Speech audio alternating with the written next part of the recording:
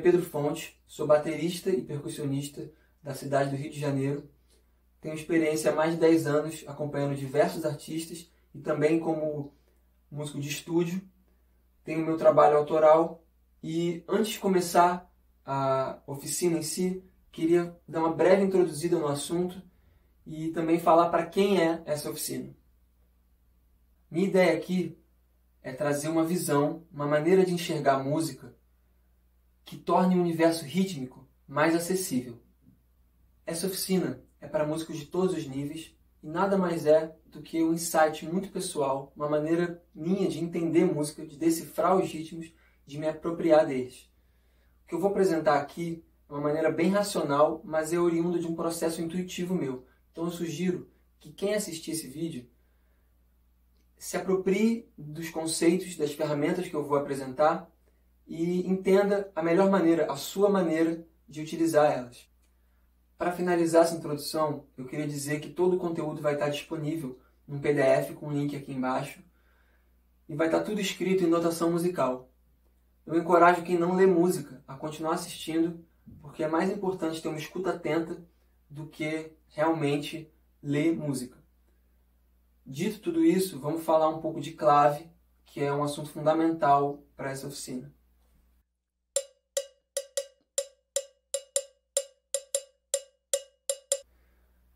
Clave é uma palavra latina que quer dizer chave ou código.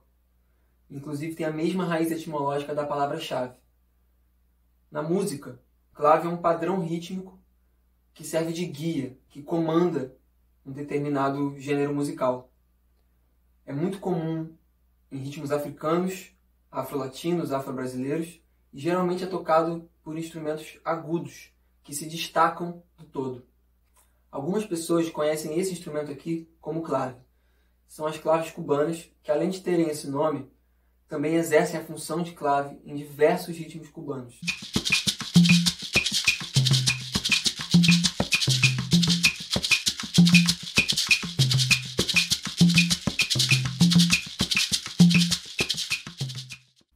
A ideia aqui é que a gente consiga entender e visualizar a clave em qualquer contexto musical, independente de ter de fato alguém tocando uma clave.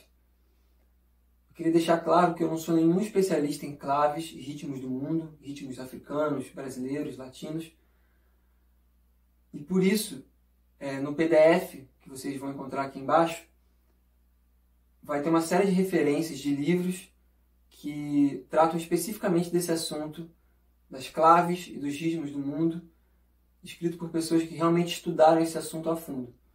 Isso aqui é uma breve introdução para a gente conseguir entender o que é a clave e conseguir trabalhar as ferramentas que eu vou apresentar agora em seguida. E para isso, eu vou apresentar um ritmo extremamente difundido na música brasileira, na música ocidental, que é um ritmo brasileiro de origem africana, chamado Ijexá.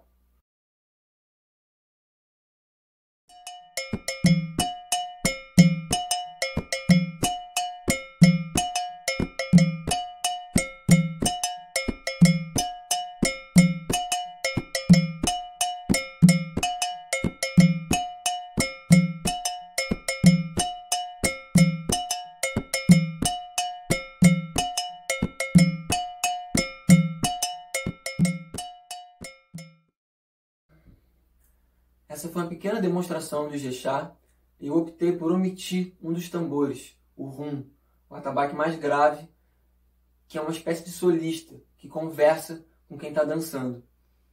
Eu fiz essa escolha por dois motivos. Primeiro, porque eu quero focar na clave, na base do ritmo. E segundo, porque eu acho que quem quiser se aprofundar nesse e em outros ritmos do candomblé, tem bastante conteúdo, bastante material feito por pessoas que têm vivência na religião e também eu sugiro que você vá atrás de ter essa vivência nos terreiros para você conhecer de fato esses ritmos e o contexto onde eles são tocados. Agora eu vou propor alguns exercícios para a gente começar a entender como a gente vai se relacionar com essa clave, como que a gente vai interpretar ela. O primeiro desses exercícios consiste em tocar exatamente as notas da clave espalhando pelos sons do seu instrumento. Nesse caso, é uma clave de 2 sons. Então a gente pode começar respeitando essa divisão dos dois sons da clave, e depois a gente vai interpretando isso livremente e criando a nossa própria maneira de conversar com essa clave.